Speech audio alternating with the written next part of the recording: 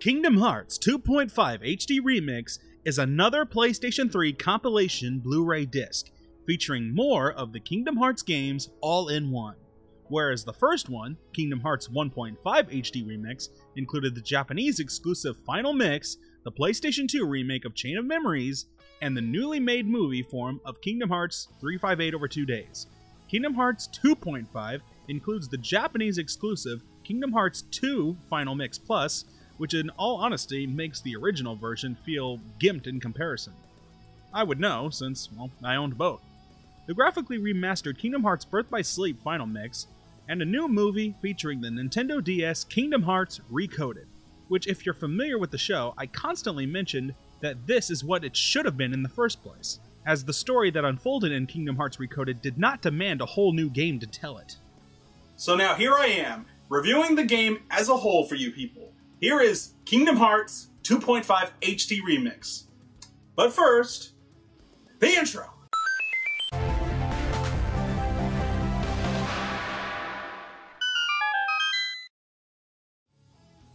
Now, I am prepared to mention that if you're familiar with the Brotherhood of Gaming show, you more than likely are already aware that we consider ourselves a pretty huge mark when it comes to the Kingdom Hearts franchise. Or at least, I consider myself one. Heck, if you probably saw Gene's top 20 video games list or whatever, he mentioned that I was a pretty big psycho about the whole thing. You're a bit of a fanboy, aren't you? What makes you say that? Series sucks. Ouch! I'm gonna kick your ass. Okay, I'm sorry. For those unaware, the easiest way to compare it would be that Kingdom Hearts Final Mix are basically the Game of the Year editions over in Japan, where over here, when we get a Game of the Year edition in games, it usually means with all of the DLC included. Same basic principle, except for the PlayStation 2, it was, well, incapable of using downloadable content at the time. So instead, a brand new retail game had to be made. The Final Mixes usually included more story elements, more levels, more unlockable items and weapons, and features that weren't in the original game. And until now, nobody outside of Japan was able to play them, unless of course you imported them like a lot of us did. Now that the games are ported to the PlayStation 3, the visuals definitely got an upgrade and they do look marvelous. The Kingdom Hearts look has always appealed to me because it's borderline cartoon, which makes the visuals already look far less dated than most games would at the time. You can play these games at any given time and they would still look fine, but the upscaling is definitely noticeable, and a lot more pleasing to see when it's in higher quality. However, being that it's on a Blu-ray disc, the load times are a little bit longer than the original, so I would not come to this version if you planned on speedrunning it. It's honestly not bad, but it's made to be more enjoyed rather than sped through, if you know what I mean. The music? Jesus Christ. If you are a fan at all of Yoko Shimomura's original works with the Kingdom Hearts series, just like 1.5 HD Remix, the music for Kingdom Hearts 2 Final Mix has been remastered, and my god, is it beautiful. The woman is the queen of music composition. Here is only a taste of what to expect.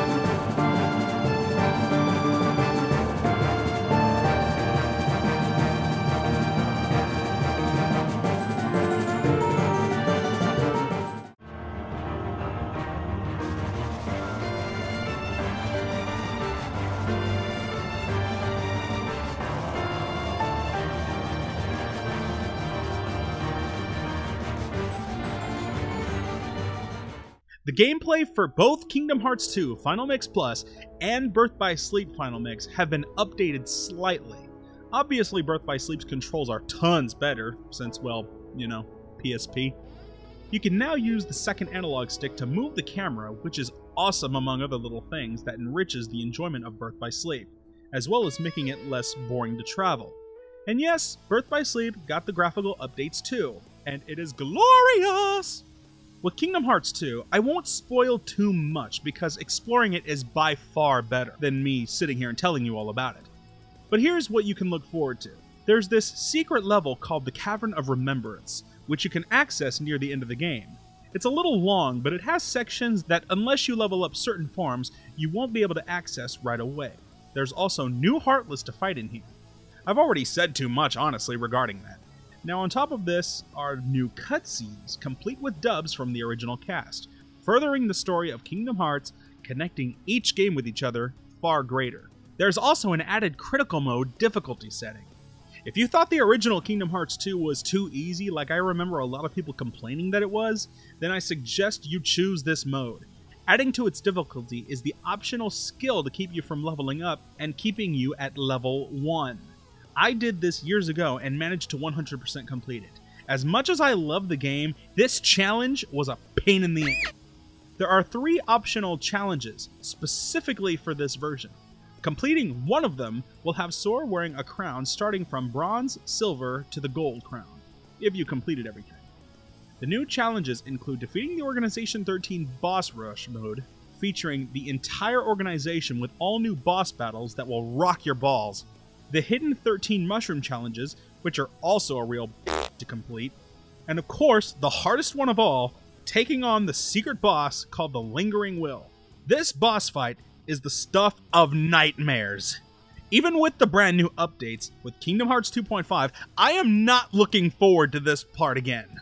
Why? Have you ever played a game that was, I'd say, really difficult, or a game that presents you with a challenge, giving you an obstacle that is above average, but possibly really difficult to accomplish, but it's just possible? A difficult performance that allows you to grow. That sort of thing. Be it in different video games whatsoever, whatever the obstacle may be. Something that's just ordinarily not easy to accomplish. Terra, the Lingering Spirit in Kingdom Hearts 2 Final Mix is anything else. That is not challenge. The Lingering Spirit boss fight, that is punishment. The way it's like a spoiled child who has to do everything in its power to get what it wants. And that's exactly what happens, is that it's not going to let you win by any means. It's like you have to cheat in order to be even greater. And you know what? I'll be the first to admit, I willingly decided to go ahead and use code breakers, game sharks, whatever I could, to see if I could cheat to use to my advantage and see if I could overcome this obstacle by beating that Lingering Spirit. And you know what? He still is impossible. No amount of infinite magic or infinite drive forms is gonna save you, because he has quite a few of those instant kill moves. And let me tell you, when a code breaker or a game genie doesn't help, now you know you're Completing a lot of these challenges also rewards the player with more keyblades and stuff, which is also really nice because they all have their own effects and, well, it's more stuff to do. Birth by Sleep Final Mix has some new bosses too that weren't featured in the original, but enough on them. Packaged along with the game, like the first one, is the movie of Recoded, which, well, awesome. Can't really tell you more than that, but it's better than playing the actual DS game. Now, if you put all of the bad memories aside and all the psychos that you're going to have to deal with when you go into this freaking game with everything you've got, you got to realize that it's actually a really great addition to the Kingdom Hearts franchise. Not just as the series in general, but to people that often complained, and I know that this was actually one of the biggest problems with the Kingdom Hearts franchise, one of the most abysmal things that Square Enix ever did as a company, was alienate its entire fan base by spreading the series across multiple platforms, multiple consoles, whatever you want to call them, and making it hard for anybody to keep up with. Because if you weren't lucky like a lot of us were, or maybe not even a lot of us were, but some of us were, who were lucky enough to have all of the consoles, or at least get them, then you might have unfortunately been left out or out of the loop when it came to the sequels in this franchise. But now, since we're coming up to the end of it, with Kingdom Hearts 3 around the corner next year, actually, exciting, I know, we're actually getting all of the games on singular discs on the PlayStation 3, the console on which Kingdom Hearts first originally started, back with Sony on the PlayStation 2. it's really awesome that they're making these compilation discs not just with the games that you remember, but actually the better ones.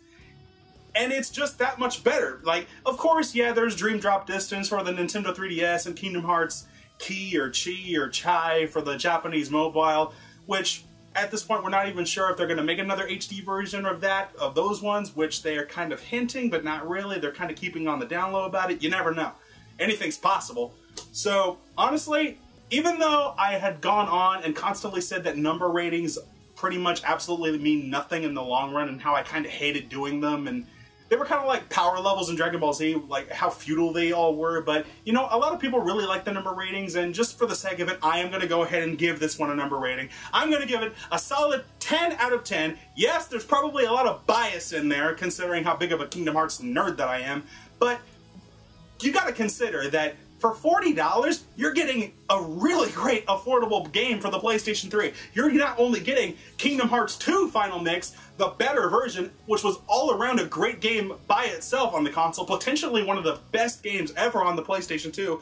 You're getting Birth by Sleep Final Mix, which was, again, debatedly one of the best games ever on the PlayStation Portable, and you're getting a, possibly, if it was anything like the first one, a 3-hour movie of Kingdom Hearts Recoded, saving you the trouble of having to play this game, which is not a terrible game. It's not bad, but again, didn't need a whole game to tell this story.